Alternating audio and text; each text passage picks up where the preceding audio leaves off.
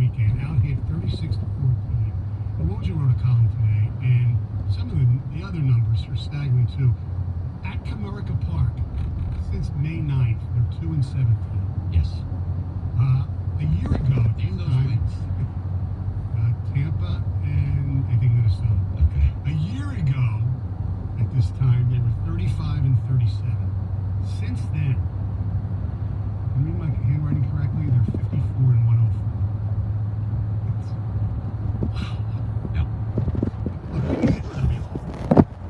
But most teams who are awful at least have like one guy that you really want to see. We want to see a spark. You know, I mean, that's what you want to see. You want to see something. And, you know, 2 weeks ago, we were talking about Jacoby Jones.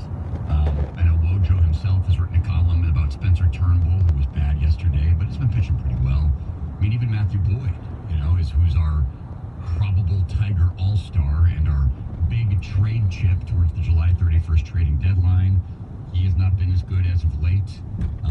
It's a tough watch. It's a brutal watch, actually. I mean, there's nothing to watch. There's no young star. Look, granted, it was a long time ago. When I was a kid, okay, the Phillies were awful. But at least, like, one year, Steve Carlton was 27 and 10. I think the team won 57 games that year. Mm-hmm. But you at least had something, at least every 5 days, you know, you were going to, like, see something that was kind of cool. Right. But then again, I don't want to get caught up in any false advertising either. No, but you would have at least... No, but what I mean is, like, you know, in the 90s when the Tigers were really bad, we were not caught up, but there was some level of excitement about a guy like Tony Clark coming up through the minor league system. Justin Thompson. And those guys were just, man, they were, you know, Tony Clark played in the bigs for, about 10 years, and he was all right. Right. You know, Justin Thompson, he had some arm trouble. He was all right. Right. Nothing special. I mean, you know, I want, you know, quite honestly, I want a Lindor. I want a Correa. I want a Bregman. Verdugo, the Dodgers. Yeah. Big play there. Yeah, but they're going to lose in October. No, I mean, I want the guys who you know, that The can't-miss kids. right. And I don't know that guy, position-wise, exists in the Tiger system. Right, that's the problem. Yeah, that is the problem. Yeah, and you thought you had a lot of a prospect with Mize. And now that's been put a little shade on that right now. Me and my dad went to the game yesterday with my son Connor. And Hey, 3 generations, I think that's great. it was a good day. And Did you it get was a refund on the way out? Did they, were they offered? They weren't. No, That's weird. we had a very good time. We saw Heather at the end. When did you find out the kids couldn't run the bases? Right after Heather left. Oh. Which was a very late call, and it's such a, liability society that we live in. Is that why they did it? Yes, it was because it was wet. Yeah, but what's going to happen? So a kid Could falls over slip and on the base. Yeah, It's a twist little their ankle, slippery. and all of a sudden you got a lawsuit. then That take was a bad call, Tigers. I'm sorry. Take the bases off the field and put down little mats, and they can touch the bases. Especially because it was Father's Day. I just didn't think it was a bad call, but whatever. That's not the point. The point is that No, that's the point. even though we had a great time, even though the product was awful, me and my dad are talking, and I've been leading this way for a while. I really am scared that we're living through the Brady Smith experience all over again. I don't think there is no reason for me to have faith in what Al Avila is doing. And let me tell you something. He played the Verlander thing wrong too. He did. They didn't get what they should have got for him. Why did you have to panic and trade him by July 31st? You could have waited until August 31st. They did. No, they did. Right there, they did. Okay, You're talking about fine. JD. You're talking about JD, yeah. Okay, JD, they slated literally until the last They second. didn't get enough for Barry Verlander. I'm sorry, in hindsight. Maybe we didn't see it at the time, okay? But it's his job to be right. I continually say this. It's the GM's job to be right. They should have waited longer, waited out more. He was pitching great then. They couldn't wait longer.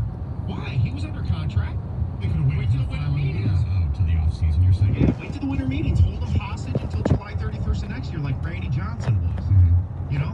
You could have gotten more had Verlander pitched like he has. Then again, it's a coin flip. Suppose, God forbid, he got hurt, then you get nothing for him. So, look, I mean, this guy's been your general manager now for I don't disagree with you, but as far as the Verlander thing, not us, baseball people around the country said that they got a very good haul for that. Who knew Perez was going to get hurt? Daz Cameron, so far, looks like he's just a guy. You know, they baseball people thought that was a good one. They got three guys who I think all will be in the major leagues. Yes. Perez, if he ever gets healthy, Daz Cameron, and Jake Rogers. Yeah. They got three. I mean, that's not bad. And the Astros at that point were on the verge of winning the division, going and winning the World Series. They weren't going to trade any of the guys who were on the major league roster. No. So, look, I understand the frustration and I understand the impatience. And I'm not going to blindly sit here and say that Al Avila is doing a great job, but I think it's borderline impossible for us to sit here and judge it because Why are we giving him the rope? That Bob Quinton's not getting this rope. This guy's been our GM for 4 years almost. 2015? is that right? August Okay. 2015 is when Dombrowski was let go. I mean, guys, what's going on here? Well, here's the biggest problem that I have is the whole organization. It's not just him, but it's other people under him. David Chad, who's, God, all we've heard about it for him is for years under Dombrowski. What have they produced? They get a lot of, they have like their own Tigers Dominican, academy and things. When are the Tigers going to get these guys that they sign at 16, 17 years old who are going to come and do something? Nothing. I mean, if I'm the Illiches, wait a second. I'm just spending money over. You're not spending money. No, I'm talking about on their minor league levels and things like that. They're getting no return. Look, here's the ugly secret that nobody really wants to talk about is that Dave Dombrowski, who was an outstanding player acquisition guy, a good trade guy, great free agent guy, especially when Mike Ilitch was opening up the checkbook, he left the organization when he was fired in a terrible condition.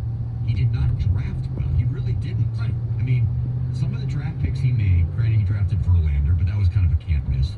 He was able to draft Porcello because Mike Ilitch was willing to give Rick Porcello the bonus that he wanted to come out of high school. But I mean, again, I've said this time and time again. Show me all of the everyday players in it. Okay, now hold on. Currently playing for any team that Dave Dombrowski drafted. There's none. Curtis Granderson's now a reserve, but he had a good long career. That's a good pick. How many? And guess what? Dave Dombrowski got fired, and he made the playoffs several times. What's Al Avila's teams done? No playoffs. I mean, and at some point, that's all I'm saying. I just feel like there's this. Like, why is he getting this much work? I don't think he is.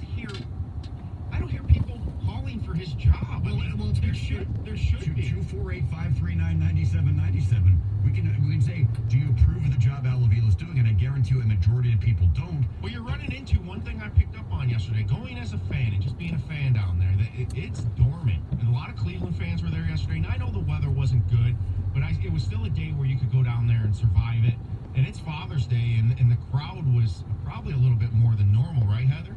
But that had to do with the Cleveland fans. Yeah, I thought there was a decent amount of people there for what the weather was and being Father's Day, but you couldn't tell because there were so many people on the concourse. They weren't in their seats because of the rain and the mist, and everyone was moving around. But there was a lot of people there. They have to. When would you say they announced or whatever? All right, we're going through a rebuild. 2 years ago. Yeah. Okay. So you have to give this another year.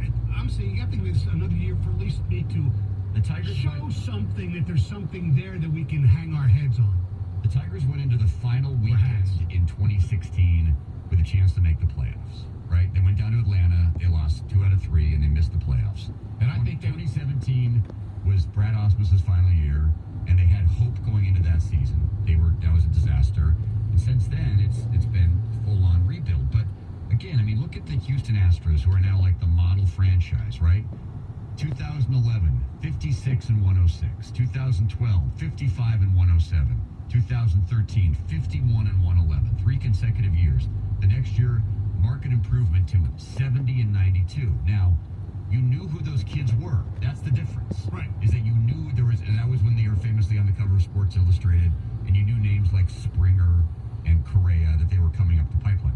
Tigers don't have those. Right. If Derek Hill was Carlos Correa, we'd be excited. Yeah. But we don't position players to get excited about. It's all pitchers. when by saying that, you're saying that Al Avila's not doing his job. Yes. Right now, him and Dombrowski, because it's only been a few years. Right. It's more Dombrowski right now than Avila, but Avila is catching up on him fast. There's no doubt about Right, that. and that's the scary thing now with the Mize injury, man. That's to me, that was what Stoney was saying. You get the one guy that you go see every 5 games and stuff that's going to come up, and now, wouldn't you be shocked if he's up this year? Yeah. Mize. Oh, there's no chance. I don't think. 646, Jamie and Stoney, 248-539-9797. Are you as frustrated with the Tigers, or are you just kind of resigned to the rebuild? 97-1 the ticket. Taylor Chevrolet, the dealership that can handle all your automotive needs. An expansive new car inventory with hundreds of new Chevy cars, trucks, and SUVs. There is surely one for every lifestyle and budget. Taylor Chevrolet has one of the largest selections of certified pre-owned vehicles. Many are one-owner vehicles with a clean Carfax. Taylor's certified pre-owned vehicles pass a 172-point inspection and come with a 12-month, 12,000-mile bumper-to-bumper limited warranty and 24-hour roadside assistance, plus a 5-year, 100,000-mile powertrain limited warranty with courtesy transportation available. When you buy a certified pre-owned vehicle from Taylor, you get an almost new car at a greatly reduced price. Taylor Chevrolet also arranges financing. Even the most difficult credit problems are often overcome. Apply at TaylorChevy.com for instant credit approvals. Taylor Chevrolet will work hard to get you driving a stylish and reliable car today on Telegraph Road north of Eureka. Taylor Chevrolet says yes. 97.1 The Ticket. Traffic. This report brought to you by Flame Heating, Cooling, Plumbing, and Electrical. The roads are accident-free on your drive this morning, but traffic is building 75 southbound between Sashaba and University Drive. Also in the Waterford area, Dixie Highway southbound from before Silver Lake Road to Telegraph. Can your AC unit take the heat? Get the green light before temperatures rise. Schedule your air conditioning unit inspection today for just $99 from Flame Heating, Cooling, Plumbing, and Electrical. Call the experts at Flame First or visit flamefurnace.com. I'm Michelle Pena on the WWJ 24-hour traffic center. The only way you can take 97.1 The Ticket with you is the radio.com app. Download it today and listen to us anytime, anywhere.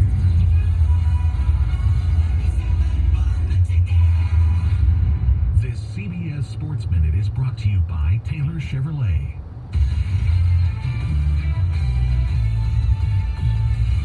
This is Boomer Esiason with the CBS Sports Minute, sponsored by 303 Automotive. Keep your car looking new and lasting longer with 303 Automotive Protectants and Cleaners. The U.S. women's soccer team yesterday clinched a spot in the round of 16 with a 3-0 victory over Chile before some 48,000 fans in Paris. Veteran Carrie Lloyd, given a rare start, fired in a pair of first-half goals and led her teammates in sending a message to critics of the team's goal celebrations in the opening 13-0 rout of Thailand by acknowledging yesterday's scores with only a polite pity-patty golf clap. Lloyd, who came off the bench and scored an extra-time goal against Thailand, yesterday became the first player to score in 6 consecutive Women's World Cup matches. The 36-year-old leads the current team with 276 national team appearances